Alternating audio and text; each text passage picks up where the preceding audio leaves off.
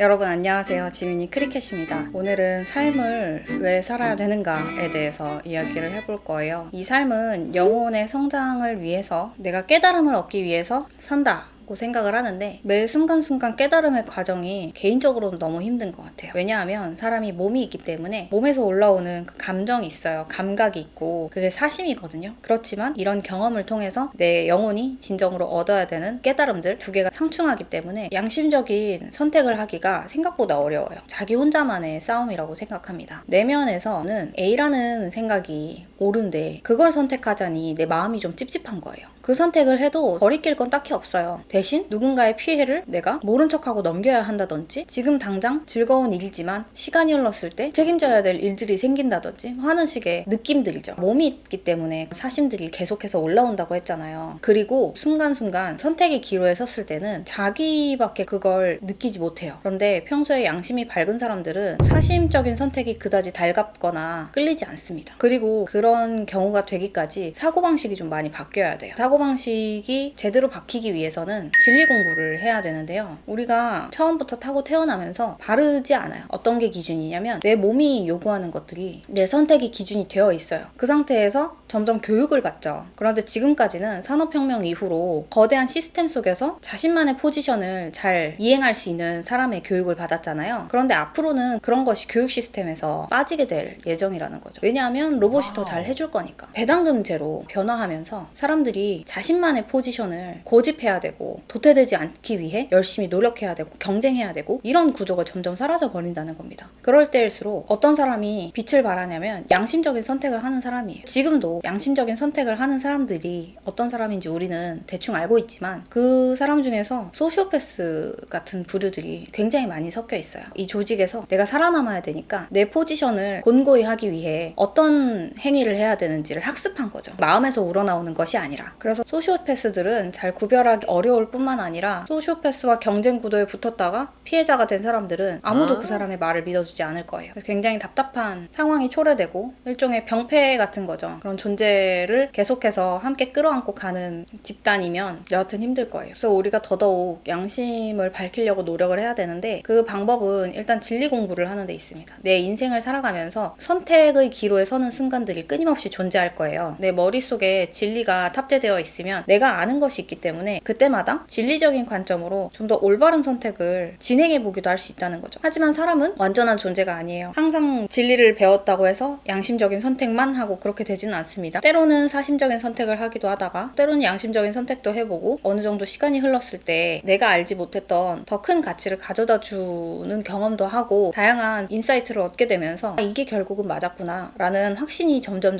생기게 됩니다. 그렇게 되면 나중에 내가 정말 큰 선택을 해야 될 때 이해관계가 너무 많이 유착이 되어 있어서 쉽게 포기할 수 없는 그런 상황이 도래했을 때도 과감하게 양심적인 선택을 하는 결단을 내릴 수 있습니다. 결단을 내리고 나서 바로 보상이 주어지는 게 아니에요. 근데 요즘 세상은 아스팔트 시대 비유가 있을 정도로 빨리빨리 결과물이 도출되는 것을 선호하잖아요. 그런데 자연의 이치는 사실 그게 아니라는 거죠. 변화는 서서히 일어나고 일정 시간이 지났을 때 도출이 되는 것이고, 언제 이렇게 되었지? 하는 느낌으로 너도 나도 어리둥절해합니다. 동뜰 때 새벽이 가장 어둡다고 하잖아요. 근데 그 어두운 새벽에서 갑자기 해가 떠 있고 밝은 아침이 왔어요. 그런 것처럼 나의 이해관계가 크게 얽혀 있다든지 좀 깊이 연관되어 있는 상황에서 양심적인 선택을 과감하게 했을 때 그 다음 과정이 사실은 더 어렵다는 거예요. 그런데 이미 나는 양심적인 선택이 옳을 것이다 라는 생각에 과감한 선택을 했는데, 그 선택의 열매가 달릴 때까지 눈에 보이지 않는 변화의 시기를 어떻게 견뎌낼 수 있느냐, 그것은 바로 진리에 대한 믿음을 통해서 견뎌낼 수 있습니다. 그리고 삶 속에서 과정을 지속해서 해나가는 사람은 자기도 모르는 상황에서 자신만의 확신과 양심이 밝아져 있는 상태가 되어 있을 거예요. 그랬을 때 비로소 내가 이제까지 양심적으로 선택했던 것들이 하나로 모이면서 운이라고 하죠. 내 개인적으로는 이룰 수 없는 일들, 운들을 잡을 수 있게 되는 자질을 갖추게 된 겁니다. 그게 저는 양심 개발을 하면서 내 인생을 살아야 되는 이유인 것 같아요. 그리고 그런 것들이 하나로 또 응집이 되면서 큰 가치로 나에게 돌아오고 나에게 새로운 기회를 주는 것, 결국 변화들의 총합이 나의 영혼의 성장과 깨달음을 가져오는 과정이라고 생각합니다. 그래서 여러모로 우리는 삶을 사는 목적을 목적을 영혼의 성장이라고만 생각할 게 아니라 구체적인 실현 방식으로는 양심을 개발해야 하는 거고, 그 양심을 개발하는 과정 속에서 진리 공부를 일단 먼저 해둔 다음에 나만의 선택의 기로에 섰을 때 그거 아무도 몰라요. 나만 느낄 수 있는 거예요. 그리고 옆에 사람들이 다들 사심적으로 선택하는 게 옳다, 이것이 맞다, 문제될 거 하나도 없다 라고 해도 내가 마음속에서 찝찝함이 계속 올라오면 양심적인 선택을 과감하게 할 수 있는, 그것이 바로 나를 살리는 길이고 내 양심을 밝히는 길이고 장기적으로 봤을 때 삶에서 열매를 맺을 수 있는 가장 지혜로운 방식이라고 생각합니다.